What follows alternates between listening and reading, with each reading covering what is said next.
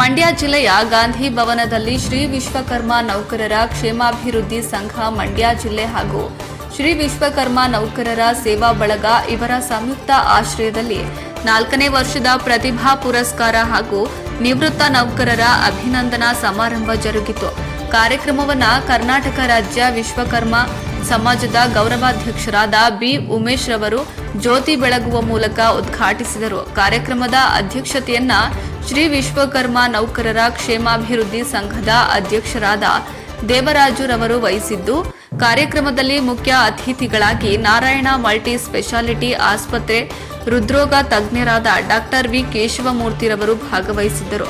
ಕಾರ್ಯಕ್ರಮದಲ್ಲಿ ವಿಶ್ವಕರ್ಮ ಸಮಾಜದ ಅಧ್ಯಕ್ಷರಾದ ತಿರುಮಲಾಚಾರ್, ಅರಕಲಗೂಡು ಶ್ರೀ ವಿಶ್ವಕರ್ಮ ಸಂಸ್ಥಾನ ಮಠದ ಶ್ರೀ ರೋಹಿಣಿ ಕೆ ಶರ್ಮಾ, ತಿರುಮಲಾಚಾರ್, ಕೆನರಾ ಬ್ಯಾಂಕ್ ವ್ಯವಸ್ಥಾಪಕರಾದ ನಾಗೇಶ್ ಚಾರ್, ಪ್ರಾಂಶುಪಾಲರಾದ ದೊಡ್ಡಾಚಾರ್, ಹಿಂದುಳಿದ ವರ್ಗಗಳ ಮೋರ್ಚಾ ಜಿಲ್ಲಾಧ್ಯಕ್ಷರಾದ ನರಸಿಂಹಾಚಾರ್, ಕರ್ನಾಟಕ ರಾಜ್ಯ ವಿಶ್ವಕರ್ಮ ರಾಜ್ಯ ಸಂಘಟನಾ ಕಾರ್ಯದರ್ಶಿ ಎಂಎನ್ ಸುದರ್ಶನ್ ಕುಮಾರ್, ನಗರಸಭೆ ಸದಸ್ಯರಾದ ಕುಮಾರ್ ಸೇರಿದಂತೆ ಇತರರು ಹಾಜರಿದ್ದರು.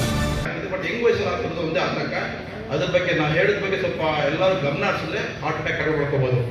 ಇನ್ನೊಂದು ಕೊನೆಯ ರಿಕ್ವೆಸ್ಟ್ ಅಂದರೆ ನಮ್ಮ ಮಂಡ್ಯ ಜಿಲ್ಲೆಯಲ್ಲಿ ವಿಶ್ವಕರ್ಮ ಸಮಾಜಕ್ಕೆ ಒಂದು ಹಾರ್ಟ್ ಕ್ಯಾಂಪ್ ಮಾಡಬೇಕು ಅಂತ ನಾವು ತುಂಬ ಹೃದಯದಿಂದ ಮಾಡ್ಕೊಡ್ತೀನಿ. ಸಂತೋಷ, ಏನು ತೊಂದರೆ ಇಲ್ಲ.